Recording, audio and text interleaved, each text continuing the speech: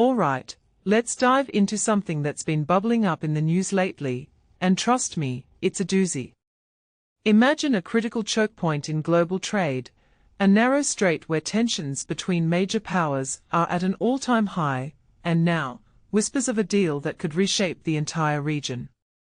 That's the Strait of Hormuz, and the latest updates are both fascinating and deeply concerning. Here's the deal: President Trump recently hinted that a breakthrough could happen today or tomorrow regarding the reopening of this vital waterway. But what makes this really interesting is the context behind it. The Strait of Hormuz isn't just a geographic feature, it's a geopolitical flashpoint, especially with Iran and Oman at the negotiating table. Personally, I think this is one of those moments where the world is holding its breath, waiting to see if diplomacy can outmaneuver brinkmanship. Now, let's break this down. The Strait of Hormuz has been a focal point of the Iran-US conflict, particularly after the US and Israel attacked Iran back in February. Since then, the strait has been effectively closed, disrupting global oil supplies and ratcheting up tensions. What many people don't realize is that this isn't just about oil, it's about control, leverage, and the balance of power in the Middle East. The current talks between Iran and Oman are centered on a proposal where ships would enter the strait via an Iranian-controlled route and exit through an Omani-controlled one. Sounds simple, right? But here's the kicker: there's been a lot of back and forth about whether ships should pay a service fee to transit the strait. Trump has been adamant, "I'm not going to let them charge." But what this really suggests is that even the smallest details can become major sticking points in high-stakes negotiations. What makes this even more intriguing is the broader context. The US has reportedly used nearly all of its long-range precision missiles in the war with Iran. Think about that for a second. If you take a step back and think about it, this raises a deeper question: how sustainable is this conflict? Defense Secretary Pete Hegseth has downplayed concerns about the stockpile, calling it a manufactured story. But in my opinion, this is a classic case of political spin versus reality.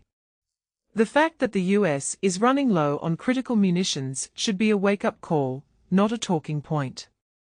It implies that the war might be reaching a tipping point, where both sides are forced to reconsider their strategies.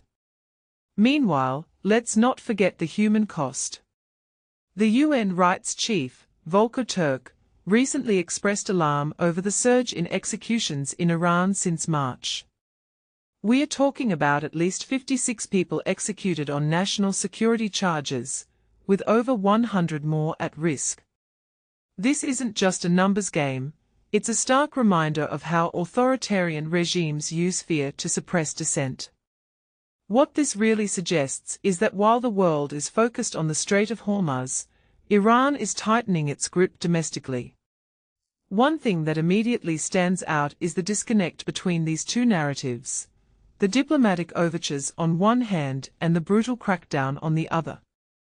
It raises a deeper question: can we trust Iran's intentions at the negotiating table when its actions at home tell a different story? Now, let's zoom out for a moment. The Houthi attacks on Saudi oil tankers in the Red Sea add another layer of complexity to this already volatile situation. The Houthis, backed by Iran, have been escalating their maritime blockade, targeting Saudi vessels. From my perspective, this is Iran flexing its regional influence, using proxies to exert pressure on its adversaries. What many people don't realize is that these attacks aren't just about the Houthis, they are part of a larger Iranian strategy to destabilize its enemies and gain leverage in negotiations. It's a classic example of asymmetric warfare, and it's working. So, where does this leave us? Personally, I think the potential deal on the Strait of Hormuz is a double-edged sword. On one hand, reopening the strait could ease global oil markets and reduce the risk of further escalation. On the other hand, it could legitimize Iran's control over a critical international waterway, which the US has historically opposed. If you take a step back and think about it, this deal isn't just about ships and oil, it's about who gets to write the rules in the Middle East. And that, my friends, is why this story is so much bigger than the headlines. As we wrap up, here's my closing thought. The Strait of Hormuz deal, if it happens, will be a litmus test for global diplomacy in the 21st century. Will it be a step toward de-escalation, or will it set a dangerous precedent?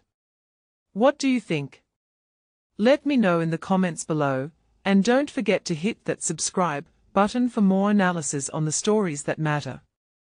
Until next time, stay curious.